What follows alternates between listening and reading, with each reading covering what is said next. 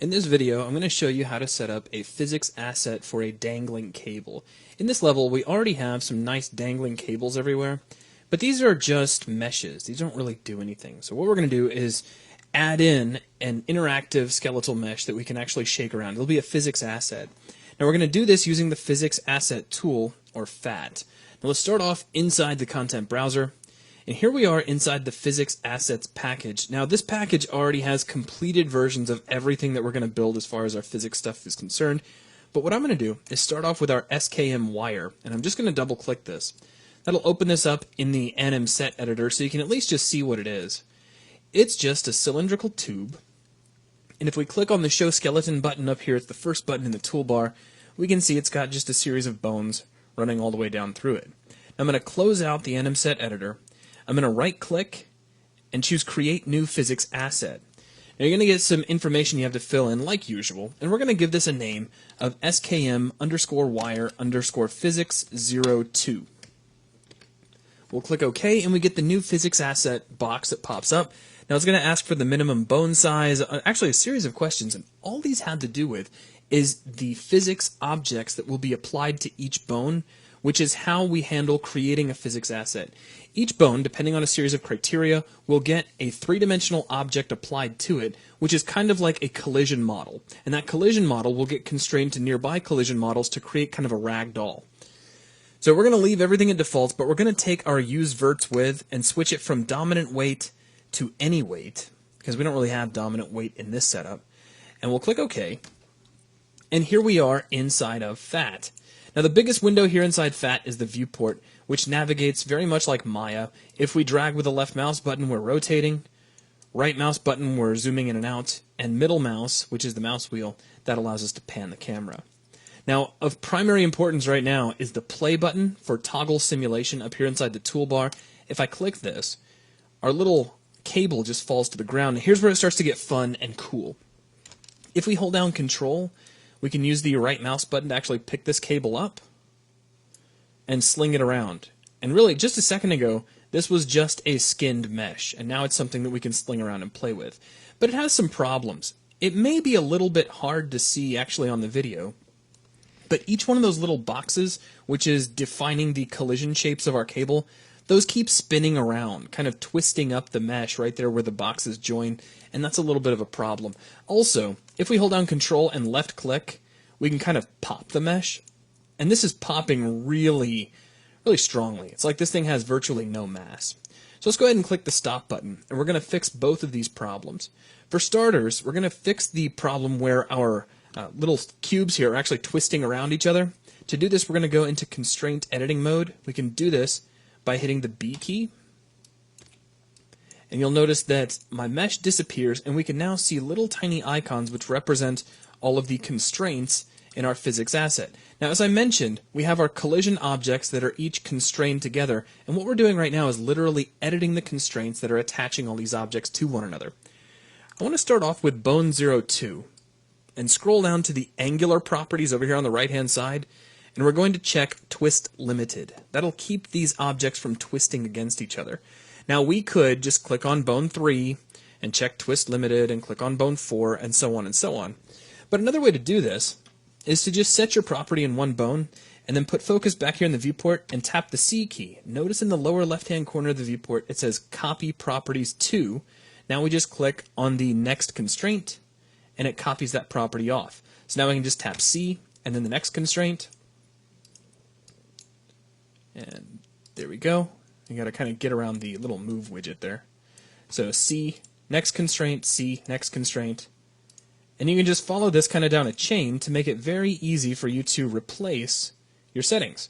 So you can set up just one constraint and then quickly copy everything off all the way down the chain. Alright, so with that, we've now changed our constraints all the way down. Now, let's get back out of our constraint editing mode. To do this, we're going to tap the B key again. So now we're just looking at our bones instead of the constraints, meaning these actual boxes that are used to control the collision model of our fat object. Now, I want to improve the mass, or actually increase the mass of this. So I'm going to select one of these bones. Now, if we select bone 1, down here in our properties, you'll see mass scale. I'm going to set this up to 25 and press enter, and I'm going to copy this to all of the other bones as well. So let's just tap C, and I'll click the next bone, and repeat that all the way down. And make sure I get everybody. And it looks like everybody got set. So now you can test again if we hit play. Now if I hold down Control and I tap, we're barely getting any motion at all. So the cable itself is going to feel a lot heavier. So now I can right click and pick it up, and it'll dangle much more realistically. And you can have all kinds of fun with this right here inside of FAT. You can grab it and fling it around. It'll start to break up if you swing too hard though, so keep that in mind. Just like a ragdoll will. So just in case you were curious, I just want to show you this. If we go under All Assets and search for, say, Liam. Actually, let's just search for Physics Assets. That'll be a little quicker. So come down here, grab Physics Assets. And let's see, we have the Iron Guard Physics Asset. Here's Corrupt Male Physics. Let's go ahead and open that up. And we get our robot. Now this is where it starts to get cool. Just go ahead and hit play. And now you've got your little Liam robot. You can sling that around. So I'm just holding down Control and I can drag that around. Now let's close this out and let's talk about getting a physics asset actually placed in our level. So here we are with SKM Wire Physics 2, which we just set up. I'm going to close out the content browser with that selected. Right click up here on this central crossbeam. And let's choose Add Actor, Add Physics Asset SKM Wire Physics 02. Now we can rotate this if we want to, so that it dangles straight down. I'm also going to scale it, but remember to only scale it uniformly. Don't do non-uniform scaling. Now, if we were to start the level, currently the cable just kind of sits there unless we shoot it, and then it falls to the ground. Now, we can solve the problem with it being frozen at the beginning of time by going under the K asset and choosing Wake on Level Start. Now, however, if we just start the level, the cable immediately just dangles to the ground. And what I'd like to do is attach the cable up here to the beam. Now, to do that, we need a constraint. So I'm going to open the content browser, switch over to Actor Classes, and then underneath Rigid Body Base, in fact, let's go ahead and just close everything up. So expand Rigid Body Base, expand RB Constraint Actor. You'll see RB BS Joint Actor. That's short for Ball Socket Joint Actor. Let's close this, and right up here near where we want this to dangle, I'm going to right-click and choose Add RB BS Joint Actor here.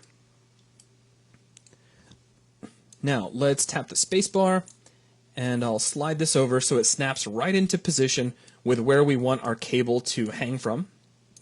I'll press F4 to open up the properties for the constraint and immediately lock the properties window by clicking the little padlock icon. Now, let's expand the Constraint Actor properties. We're going to select the cable, and in Constraint Actor 1, we're going to click the green Use Selected Object to plant that. Now, let's expand Constraint Setup, come down underneath RB Constraint Setup, and it's going to ask for a constraint bone. We're going to select this and type in Bone 01, which is the name of that first bone in the chain, and you'll see that bone actually get highlighted to confirm your constraint. With that, we can fire up one more time, and now we have a dangling cable. If we shoot it, it swings around. We can switch over to the physics gun, and if I'm lucky enough to catch it, which can be a little tricky, let's see if I can line up with it. There we go.